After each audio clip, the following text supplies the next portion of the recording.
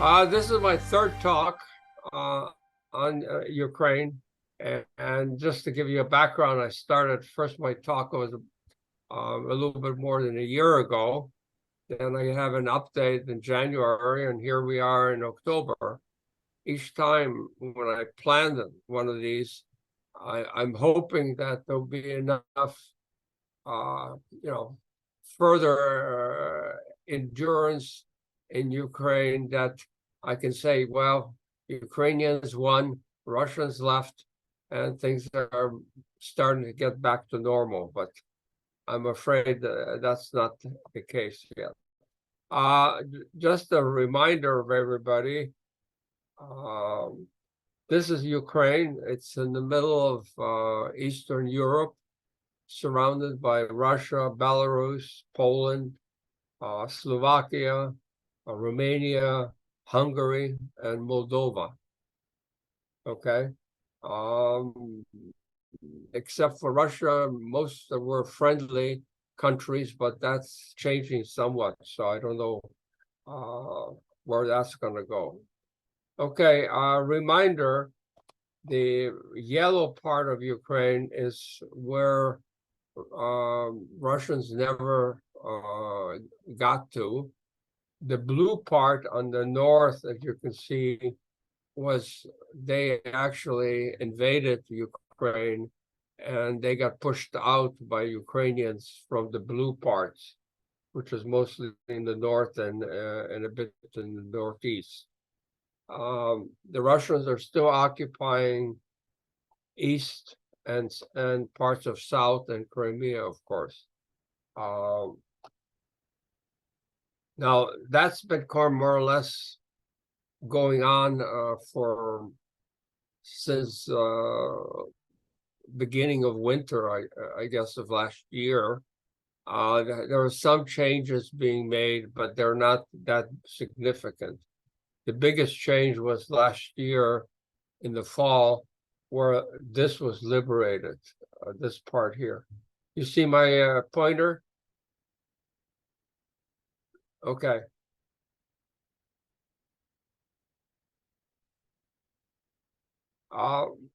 Here are some things that I will give you an update. I'm not sure I will finish everything, but we'll give it a try. First, the casualties, and they're mounting, and they're quite staggering. Then I'll talk about the counteroffensive in different parts of Ukraine. And then the last part will be political. Issues are changing, and they're changing rapidly, unfortunately. Okay, now these are estimates, and Russia's losses of Ukraine as based on Ukrainian and Western sources. And as you can see, we're estimating that the Russians lost something like close to 300,000 people, military, and as compared to Ukrainians, maybe 700,000, 70,000, sorry. So the ratio is like 2 to 1, 3 to 1, but still staggering. Yeah.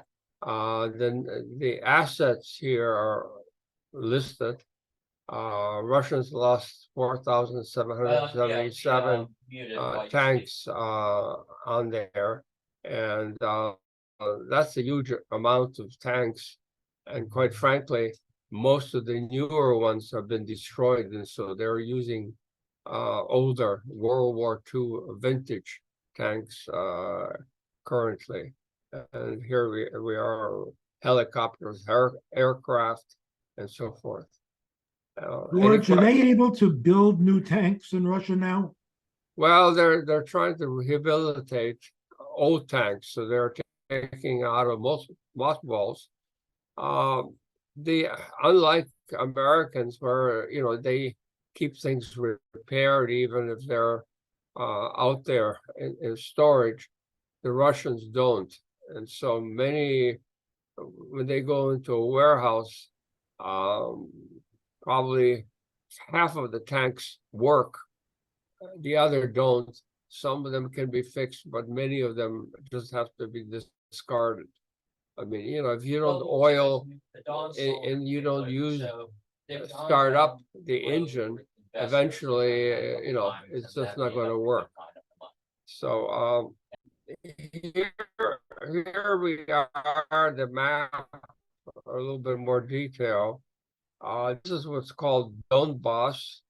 This is southern part of Ukraine, and of course, this is 1,200 miles front line, and that's a very large front line that people have to get.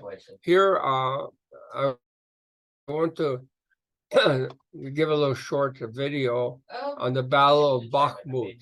Now, Bakhmut is in eastern Ukraine, and it's a city, a town that the Russians fought for, I don't know, 9 months.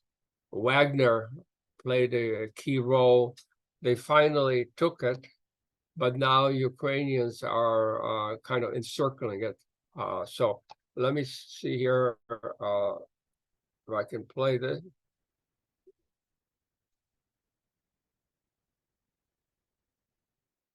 Is the audio okay? You hear it? Okay. Yeah.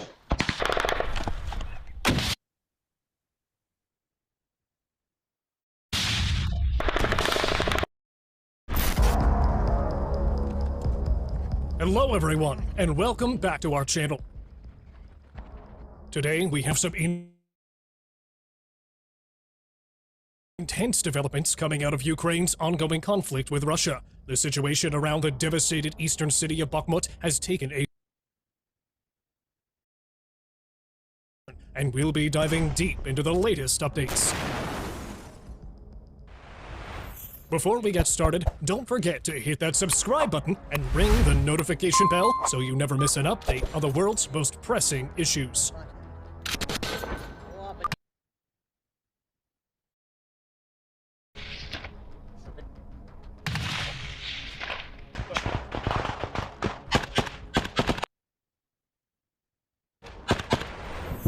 To give you some context, Bakhmut, a strategic city in the Donetsk region, has been at the center of intense fighting since Russia launched its winter offensive in late 2022. After months of resistance, Ukrainian forces had to withdraw from the city center in May 2023, as Russian-backed Wagner mercenaries and other troops captured most of the urban area. However, Ukraine did not give up on Bakhmut. In June 2023, they launched a counteroffensive with the goal of surrounding the city and cutting off Russian supply lines. Ukrainian forces have been gradually advancing on the northern and southern flanks of the city, all while avoiding street-to-street combat to minimize heavy losses. Now, let's get into the most recent developments. According to a senior defense ministry official, Ukraine's counterattacking forces are trying to leverage their momentum around Bakhmut to trap Russian forces there. This news comes amid significant battles on the settlement's northern flank. Anna Maliar, Kyiv's deputy defense minister and a prominent source of updates on Ukraine's ongoing counterattack, posted on her Telegram channel that fierce fighting continues around Bakhmut. She mentioned that Ukrainian forces are hitting the enemy in the east so powerfully that in some areas, Russian military units have begun to leave their positions. Maliar claimed that the Russian command is now using blocking units deployed just behind the front lines to prevent the retreat of their comrades. Several key elements define the Ukrainian outflanking operation. Number 1. Speed and surprise. Ukrainian forces executed their maneuver rapidly with the absolute surprise, leaving the Russians unable to effectively reinforce their positions. Number 2. Coordination. The operation involved multiple units working together seamlessly, a testament to the high level of coordination within the Ukrainian military. Number 3. tactical brilliance. Ukrainian commanders showcased exceptional tactical acumen in identifying and exploiting the vulnerabilities in the enemy's defenses. Number 4. Encirclement. As Ukrainian forces advanced from the northeast, they gradually encircled Bakhmut, cutting off escape routes and supply lines for the Russian-backed separatists. Maliar emphasized that the hottest portions of the Eastern Front are around the Donetsk cities of Lyman and Bakhmut, with fierce fighting in the Bakhmut direction. She added that the situation could change rapidly, and as of the end of the day, there were battles on the northern flank around Bakhmut, but no significant advances. On the southern flank, however, there were some advances, and Maliar stated, "The enemy is trapped in the city itself thanks to our fighters. He cannot move fully, and he cannot leave the city."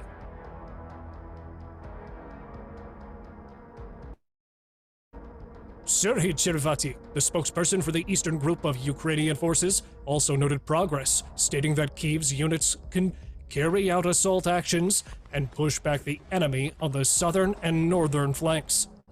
However, the enemy is fiercely resisting.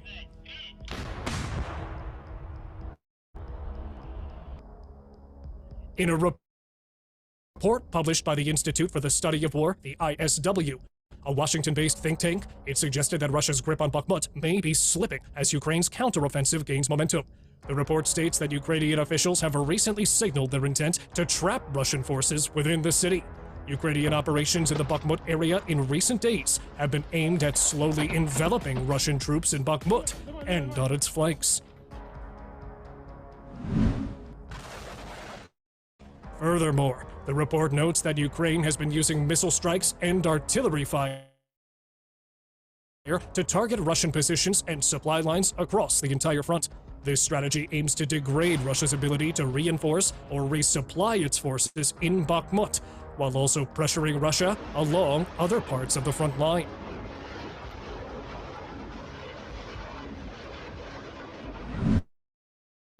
Bakhmut holds a symbolic status beyond its strategic value for both sides of the conflict. The city was formerly known as Artemivsk until 2016, when it was renamed as part of Ukraine's decommunization process.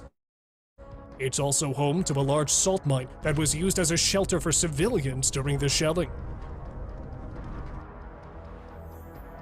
The successful outflanking maneuver by Ukrainian forces in Bakhmut carries profound implications for the ongoing conflict.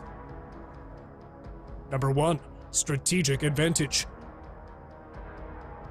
With the capture of Bakhmut, Ukrainian forces have gained a significant strategic advantage. They now control vital supply routes and can disrupt the flow of resources to separatist-held regions. Number 2. Boost in morale. The success of this operation has bolstered the morale of Ukrainian troops and their supporters, while potentially demoralizing the separatists and their Russian backers. Number 3. Diplomatic leverage. The Ukrainian government can leverage this achievement in diplomatic negotiations, pushing for a favorable resolution to the conflict. Number 4. Humanitarian concerns. As Ukrainian forces tighten their grip on Bakhmut, there is growing concern about the humanitarian situation within the city. Efforts must be made to minimize civilian casualties. So basically, the ongoing fight is there, and Bakhmut was related to Wagner. I, know the whole story, but Wagner was much stronger than the Russian military, but they pulled out. And when they pulled out, the Russians came in, and they're just trying to hold on. I don't think they're going to succeed and also in just staying put there. Remind you, But remember, it is a part of Ukraine that has been under Russia for a long time. Okay, going from the east to the south, where a lot of the action has been going on, and quite frankly, the potential of doing something is much better than in the east. The east, you have these two oblasts, that have been under Russian rule for 10 years, and they're pretty well embedded, and it's very hard to make progress. In the South, the feeling was that it was going to be a softer defense that the Russians put up. And here this is the river Dnipro here, and south is Zaporizhia is over here, and the nuclear plant is somewhere in here. And the attempt is to try to break this hold on the Russian supply lines. And you see this this inlet here,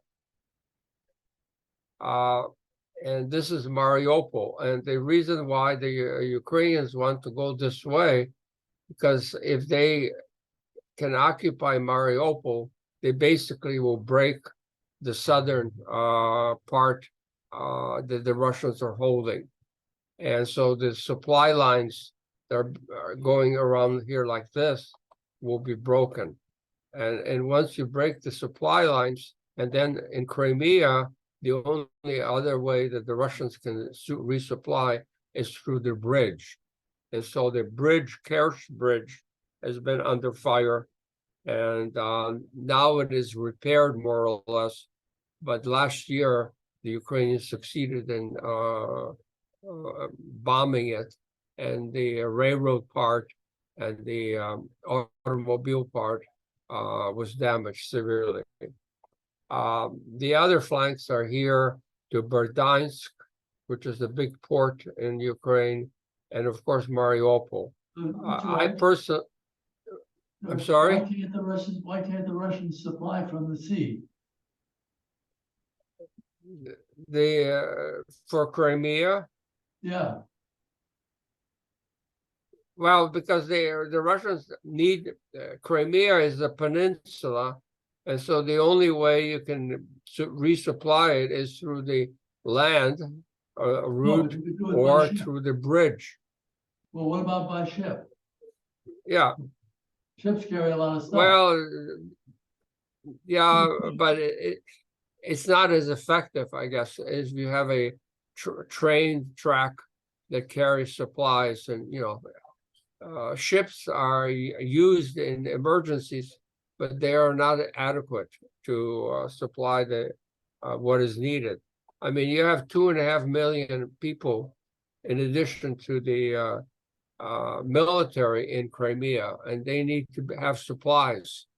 And if you cut the supply lines, things have become very, very difficult. So George, anyway, a related yes. question. What about port facilities along the coast there? I can't read the Ukrainian for sure, but along the coast, Okay. are there any port facilities that are available?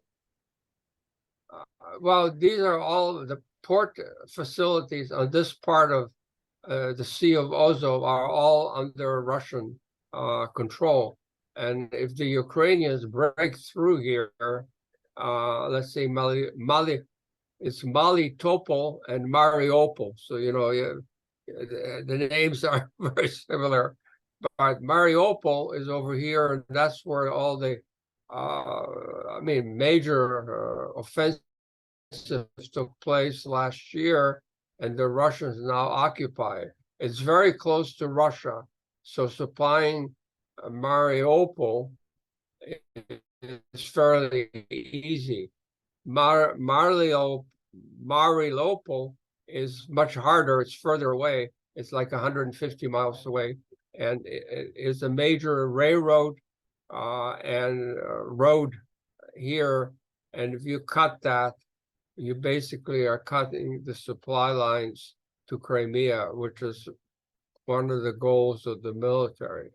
Now, last year, winter came, of course.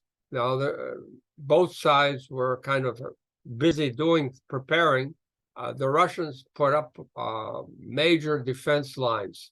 Now, this is now a blown up part. We're over here. Tokhmak is over here, and these are lines that the Russians put up. These are trenches, dragon teeth, which are basically cement blocks to not allow tanks to go through, and are some people call this Sorovokin defense lines.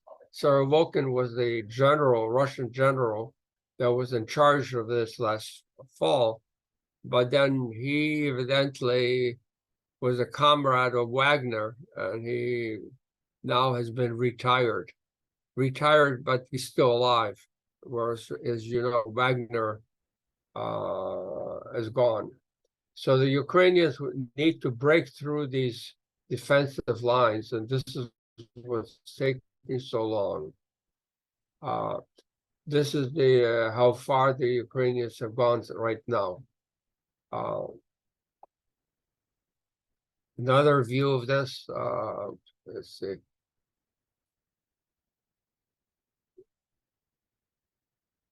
So since the the big counteroffensive, which was been talked about since last spring, really didn't get going until probably late spring, early summer, and it's been slow going forward. But as you can see, the Ukrainians have made it through the first line, and now are going after the second line. Here's a short video of that fight.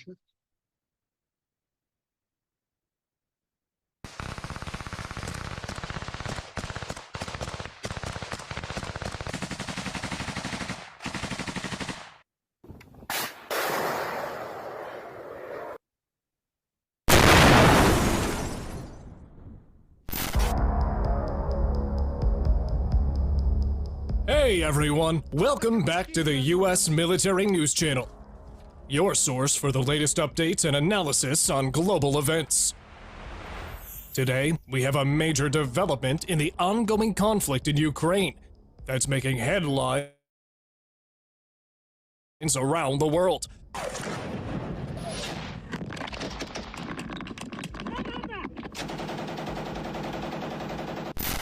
Ukrainian forces have achieved a remarkable breakthrough in the south of the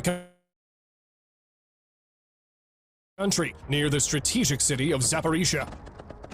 This marks a significant turning point in the ongoing war. Before we get started, don't forget to hit that subscribe button and ring the notification bell so you never miss an update on the world's most pressing issues.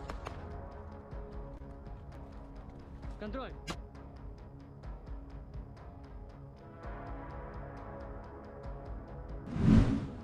In a stunning turn of events, Ukrainian forces have successfully breached the first line of Russian defense near Zaporizhia. This is the first time Ukraine has managed to penetrate Russia's heavily fortified defensive line, which was designed to deter any potential Ukrainian counteroffensive to liberate the occupied territories. The remarkable breakthrough came after weeks of painstaking mine clearance and fierce fighting. According to Brigadier General Alexander Tarnavsky, who leads Ukraine's army in the south, Ukrainian forces managed to breach Russia's first defensive line in 3 key sections. They are now pushing out on both sides of the breach and completing the destruction of enemy units, providing cover for the retreating Russian troops behind their second defensive line.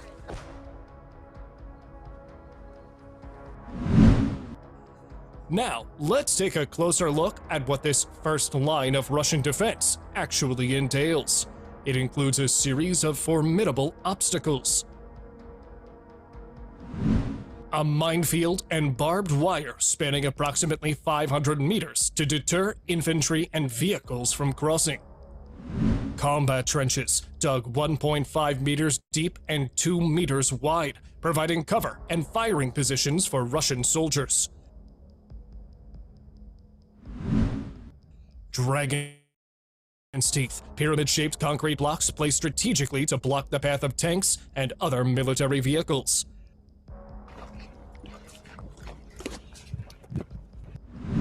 Anti-tank ditches, deep and wide trenches filled with water or mud, are designed to stop or trap armored vehicles. Additional positions for dug-in tanks that serve as artillery support for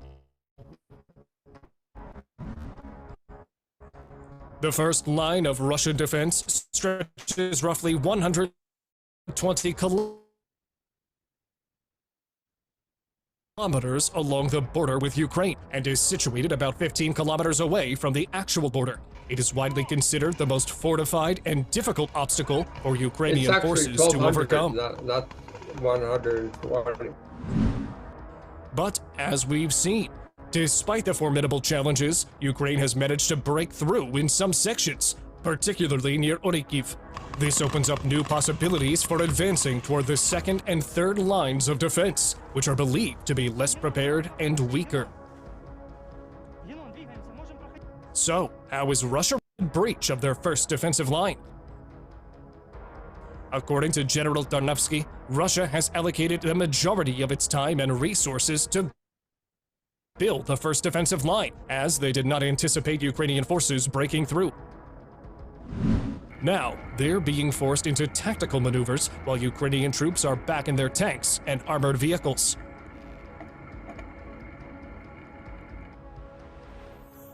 Russia is also reportedly pulling up reserves from both Ukraine and Russia itself. However, General Tarnavsky believes that sooner or later, Russia will deplete its best soldiers, giving Ukraine an opportunity to mount more rapid and aggressive attacks. This breach of the first line of Russian defense is a significant achievement for Ukraine in its ongoing struggle to reclaim its land from Russia, a conflict that began in 2022.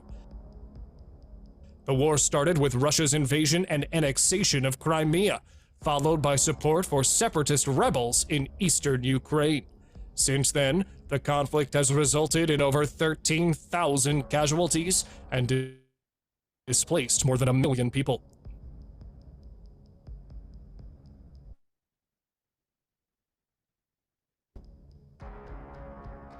Ukraine's current strategy aims to push southward towards the Sea of Azov, cutting off Russian troops in Crimea and Kherson from other forces and disrupting their supply lines. Taking or getting close to Melitopol, a key city under Russian control since early in the war, could threaten Russia's vital land bridge to Crimea. However, it's crucial to recognize that Ukraine still faces numerous challenges and uncertainties.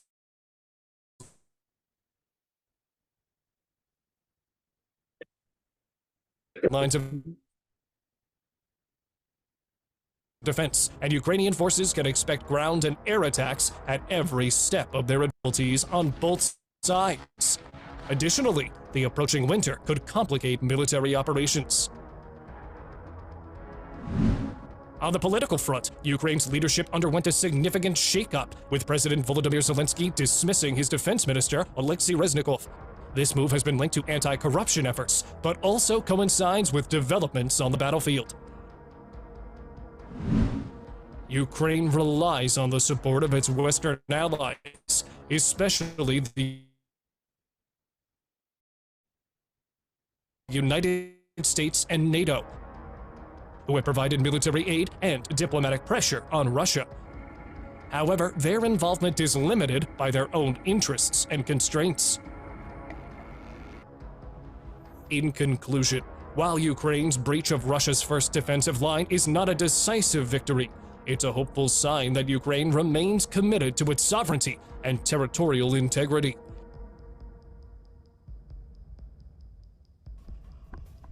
It also poses a challenge to Russia's expansionist agenda in the region. The war in Ukraine is far from over, The but it may have ongoing entered battle a new in the phase. south is very inching very slowly, but there is progress, and the idea basically is to create a wedge and then broaden the flanks, because you don't want to create a wedge and then be surprised from the wedges. from it's 40 miles to Melitopol. So the distance George? is not very large. Yes. George, it reminds me a little bit of the Maginot Line. In other words, can you either go around it or above it? Yeah. Well, they're trying to do is both, but to go above it, they need the F-16s because the Air Force is minimal, the Ukrainian Air Yeah. Force, and so the Russians use helicopters and airplanes. So the Ukrainians are waiting for the F-16s. Hopefully they'll come soon. Okay, George, going on. Ukraine has had Black some Sea. success with Yes. cruise missiles against the Russian Navy. Have they used cruise missiles on these trench situations? That's Very very, very rarely expensive. because they're cruise missiles, very expensive, and you have to be careful using them and make sure that whatever they're aiming for has a high value. So they're using him, but they're using him Ukraine does not have a navy. Okay, I mean its navy is more or less I was like just a thinking, coast if you blasted a hole 500 meters to a kilometer wide, you could get tanks through the barriers and into the back of the Russian forces very quickly. And otherwise, as was pointed out, it looks like it's World War I. Well, it is World War One, and unfortunately, and I'm not a military expert, but I suspect that this has been discussed, and the solution is what they're doing it right now. Although initially they had ideas of doing it, they got wiped out. I mean, a whole tank column of Ukrainian tanks got wiped out in, I think, June or late May, and doing this. In the Black Sea, as I said, Ukraine does not have a navy, and Russia dominated the Black Sea east, west, north, south. However, Ukraine surprisingly actually recovered access to the Black Sea in a major way. Now, this is here Snake Island, and these three are there are wind energy windmills. Now, the Russians occupied all of these and put up sensors so they could essentially see what's going on in the western part of Black Sea. Now they block, and Odessa's over here, and so ships that used to be able to come across here were stopped by Russia when they said we no longer allow grain shipments. There was a UN brokered agreement last year that Russia allowed grain shipments to go, but in July they said no more. So suddenly Ukraine was had a difficulty because they had shipments ready to go in Odessa, and Russians started blowing up the silos. So the Ukrainians started shipping out of Izmail. Izmail is probably the southern part bordering on Romania, and it's connected to the Danube. Danube ends here. And so they started shipping from Ismail.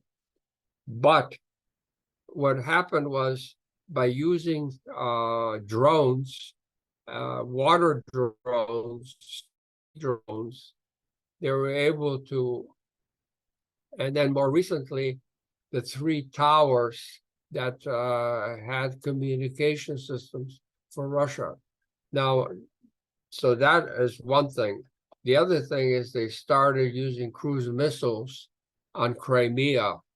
They went as far as the Kerch Bridge, and then even I don't have the map, but Novorossiya, which is a port in Russia, they were able to destroy assets there. So essentially, within the last month, Ukraine controls Western Black Sea. The Russians have pulled out from Sevastopol, which was the major port. They were afraid of bombings, and they pulled all their ships out to Novorossiya. And so the question is, how does Ukraine do it? Well, they do it with domestic technology. These are called sea drones, or basically boats have a detonator up front here, full of explosives and cameras. And these are controlled as regular drones by a computer, or somebody sitting there with an iPad, or they're pre-programmed. And they've been very, very effective in destroying and essentially making the Russian Navy incapable of doing anything on the Black Sea.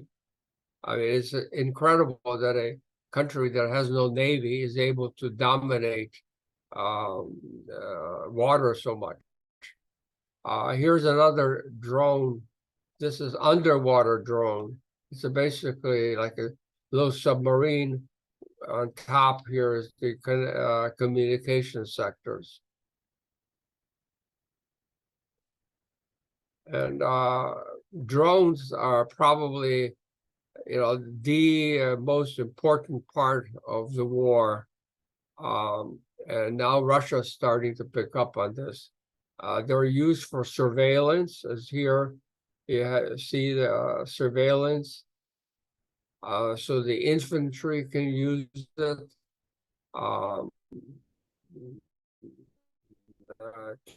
Tanks can use it as forward going. Expensive. I mean, this one is here maybe $1,000. The Ukraine has decided to have an academy, so they have an academy, drone academy, where soldiers learn how to control drones. And here's one. This, a quad, which is what, $400. You can buy it at Best Buy. But it's very effective. The cameras are very good, and for surveillance, it's excellent. So going back to the Black Sea, Sevastopol, the most successful attempt was to hit the headquarters building in Sevastopol. Group of senior officers. So 34 officers had a meeting at Sevastopol at the headquarters building. The Ukrainians got wind of it and put a cruise missile, and this is what happened, and they destroyed it. Once that happened, out of Sevastopol in a major way. They also destroyed a submarine that was at bay and a ship in the bay. And not only they destroyed the ship and the submarine, but the construction, the whole structure for repairing ships. So essentially, they made the Sevastopol very vulnerable, and Russians no longer are using it in a major way. Now, this is a Wall Street Journal article. I mean, a video. So I couldn't download it, so I have to go this way. The political situation, internal, Russia, neighbors, NATO, EU, and USA, and Middle East, okay? As you can see in Donetsk, which is Russian occupied, there are demonstrations pro-Russia. I mean, here is this one that says, basically, we are part of Russia. And in Crimea, you have similar kind of demonstrations. Those smaller, and recently they've been less prominent because of the potential of getting hit by a cruise missile. In going outside of Russia, in Hungary, there are pro-Russian demonstrations. Now, someone who's my age, I remember the Hungarian uprising in '57. And I would think that Hungary would remember what the Russians did to them when they occupied with tanks to Budapest. But evidently, they're kind of have a big contingency of pro-Russians in there. Now, in Ukraine, I mean, in Hungary, there's also Ukrainian demonstrations, so at least there's some balance going on. In Moscow, there are demonstrations against the war, but they're far and few in between. But for example, this is a pro-Navalny protest in Russia, and you can see there are thousands of people. Thing is that Moscow police just arrested hundreds and hundreds, and so they're not worried too much about it. But I would think that demonstrations of this side should make Putin think twice. Now, what's the situation with NATO? Probably there's not going to be, Ukraine's not going to be a NATO member for a long while, but they are moving in that direction. And quite frankly, with all the weapons they're getting, they're acting like a NATO country, except there are no foreign troops on the ground, which is a good thing. But in the end, Ukraine wants to become a NATO member as a deterrence to Russia's future incursions. EU is probably closer to reality. They applied for membership, and in September, just last month, there was a meeting in the European Union, and the head of the European Union has said that essentially future of Ukraine was in our union. But it's also, I don't know, 5 to 10 years away, and will only happen if all of the reforms are carried out. Now, American politics, as you know, probably just as well as I do, are kind of shaky. There is bipartisan support in the Senate, probably the strongest. Similarly in the House, but it's a smaller percentage. A lot of congressmen from the middle center of the country are basically against providing weapons. Some of it is by religious reasons. A lot of the Baptists support Russia and its, so-called reforms and orthodoxy, and so they're not very happy to see weapons go to Ukraine. And of course, March depends upon who's going to be the Speaker of the House. If it's Jordan, he's flat out not stopping shipments of weapons right now. So now let's talk about the support. Can you read this? No, it's too small, George. Okay. Essentially, as of 2022, this is the aid that America made to Ukraine. The humanitarian part is the top green.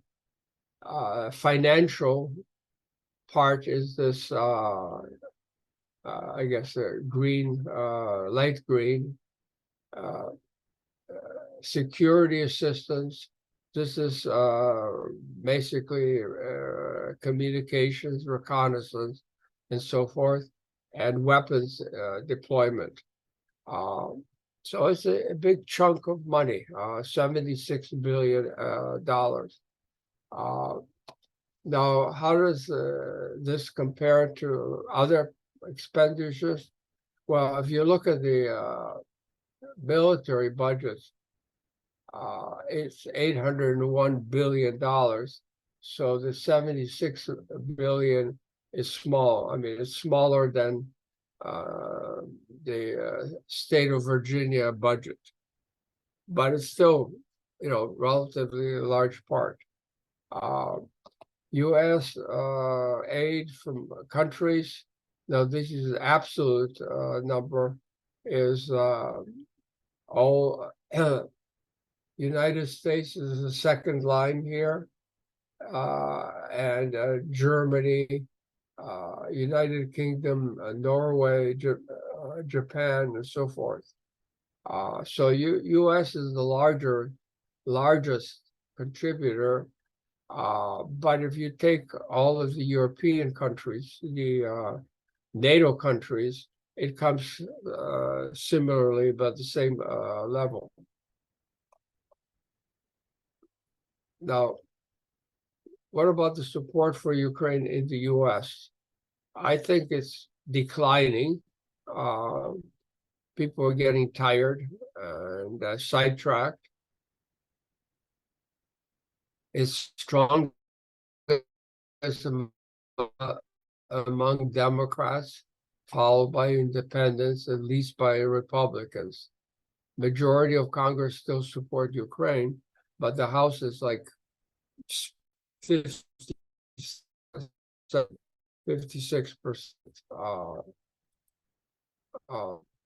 Now, President Biden proposes a single package of $90 billion at fiscal 2024, but the budget is still up in the air, and we don't know whether that's reality or not.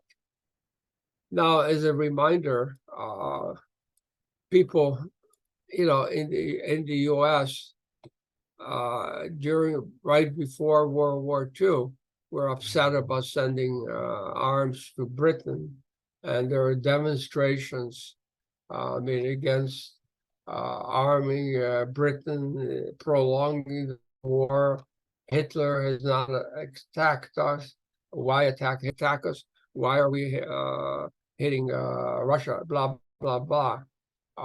This is a territorial dispute, not a national dispute. And so I think things are going to get hard, if we do get the $90 billion, I think that will be the end, the last package that you will see it, at least until unless something really happens. I'm ready for questions.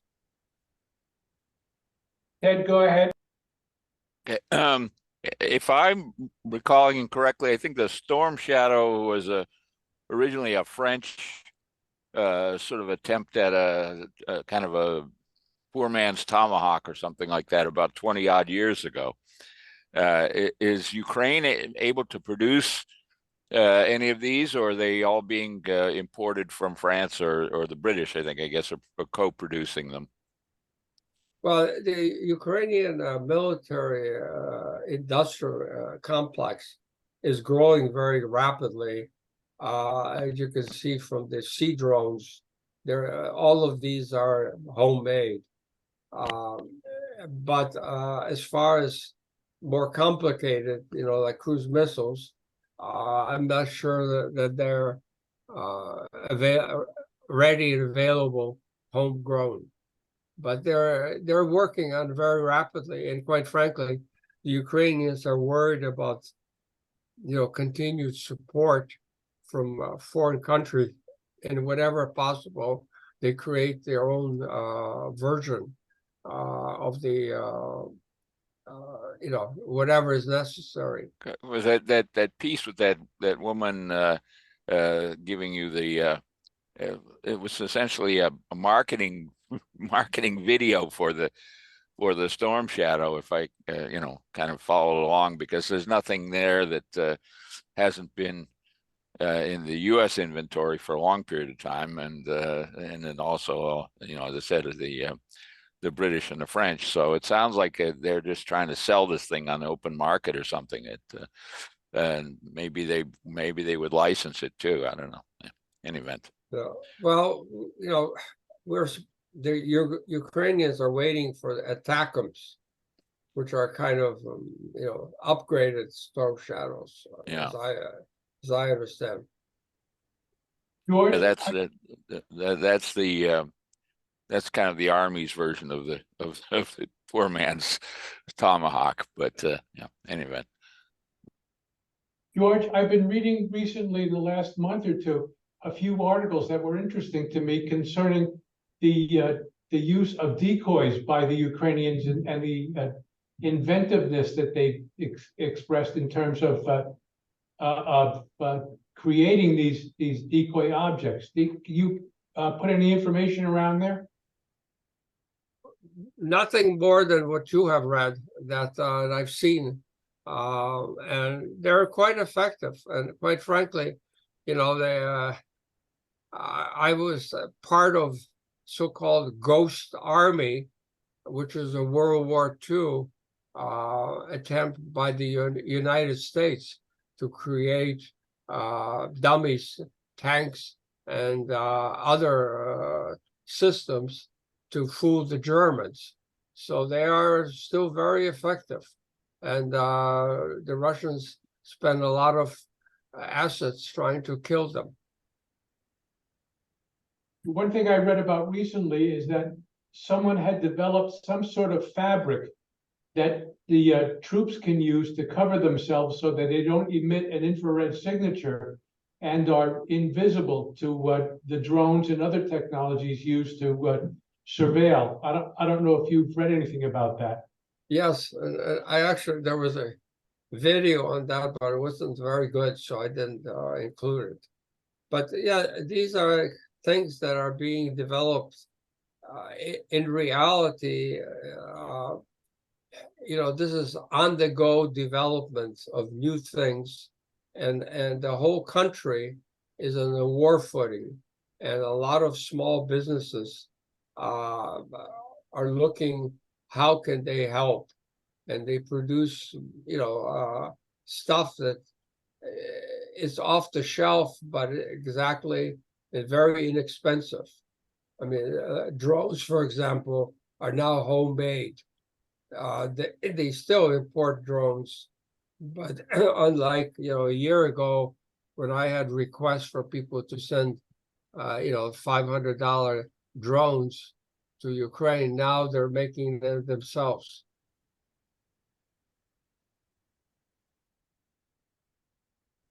Anybody else have anything that they want to talk about? Olga? Yeah, so my main concern and interest is how does the attack on Israel affect the war in Ukraine. And my real concern is that until Saturday, I'm addicted to CNN International. And every afternoon there was at least 20 minutes worth of coverage on the Ukrainian war. And my feeling is, I always worry about the out of sight, out of mind. Since Saturday, I haven't seen a single piece of coverage on any of the news channels that are not directly from Ukraine about the Ukrainian war. And the question is, will this affect the amount of aid that US is going to be able to give to Ukraine? And do we worry about the Israeli attack sort of helping Russians by siphoning away the support for Ukraine to somewhere else? This is the typical Western, 30-second attention span. The answer is yes, yes, yes. I think the fact is very interesting. When the attack in Israel happened, one of the first calls was from Ukraine to Netanyahu, whereas Putin to this day hasn't talked to Netanyahu. At least some condolences. I mean, there are many Russians who are in Israel, and some of them were killed, and he seems to be, kind of blaming the United States for what happened. I think the fact is Iran is supplying Hamas, Iran is supplying Russia. And so there's this axis being built between Russia, Iran, and other bad actors. And I agree with you, Olga, that, there's so much time on the news and coverage, and they only have so much time they will spend it, and this is a distraction. I'm hoping that Israel will, do the job and clean out Hamas within a week or two, and maybe that will be the end, but I don't know. Yeah, I know it's a terrible situation going on. George, Israel was supplying I mean, some aid to Ukraine as well, weren't they? Yes, humanitarian. But Netanyahu was concerned about sending military because of not offending Putin. But now I think the relationship between Russia and Israel has been kind of tainted, and I'm not sure that will continue, but we'll see. Olga, go ahead.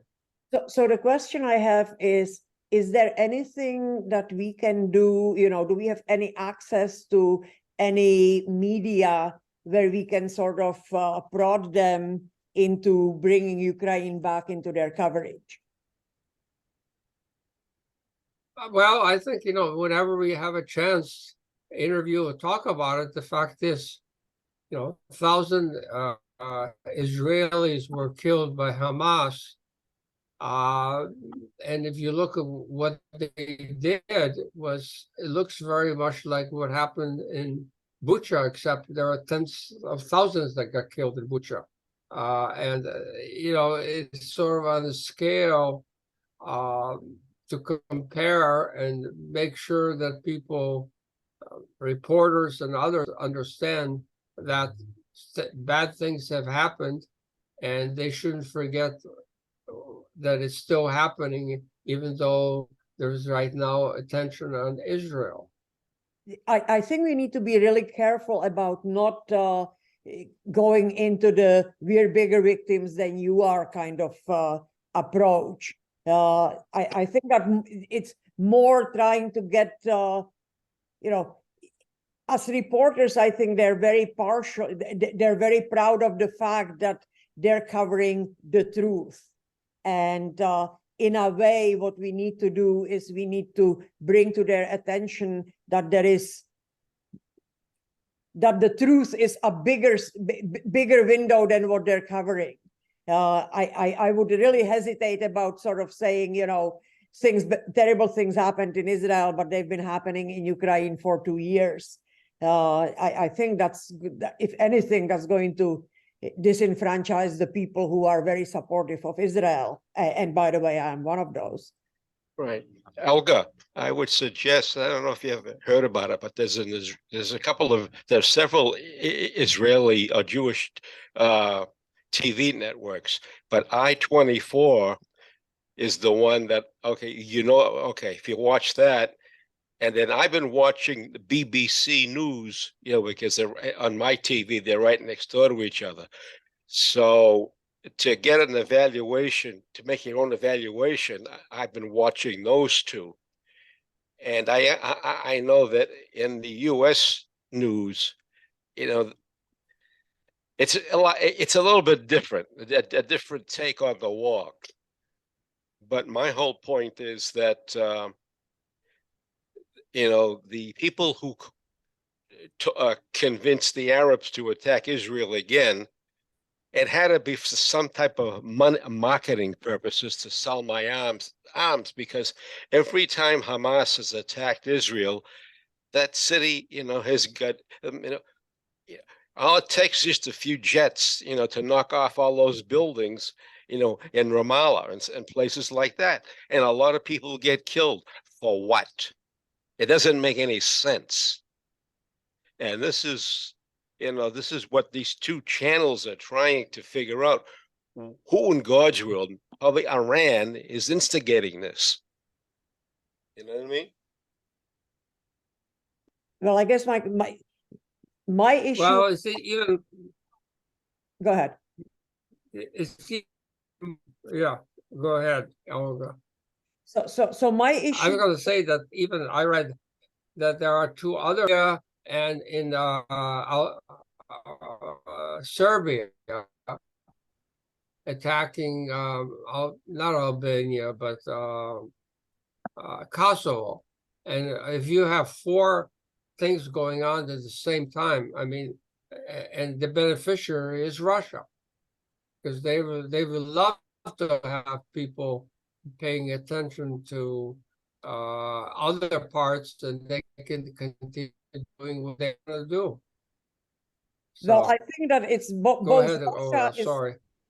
Both Russia is the beneficiary, but I actually think that this one, China, is the biggest beneficiary, because what they're doing is very quietly, surrounding Taiwan. And but my point is, how do we mobilize the groups that care about Ukraine and try to affect US media? I agree that, there is plenty of information that we can get that's unbiased, not unbiased, but shows us what's happening in Ukraine and in Israel and whatever, from all those channels that are available, that are international and possibly in foreign languages. It's not about how well we are informed. It is, how well the average American in Iowa, what kind of a picture they're getting, and what will they support in terms of a budget. Because based on what George was showing, the resistance to supporting Britain in Second World War is already happening with our international aid to other countries who are fighting wars. And the only way that we can continue getting support for those countries is if Americans get informed enough and feel strongly enough that it actually makes difference to us. I have no sense that if we can't make it as it affects America, the average American will not care. And so, what kind of a message do we need to put out? and how do we put it out? Thank you, George. Thank you, George.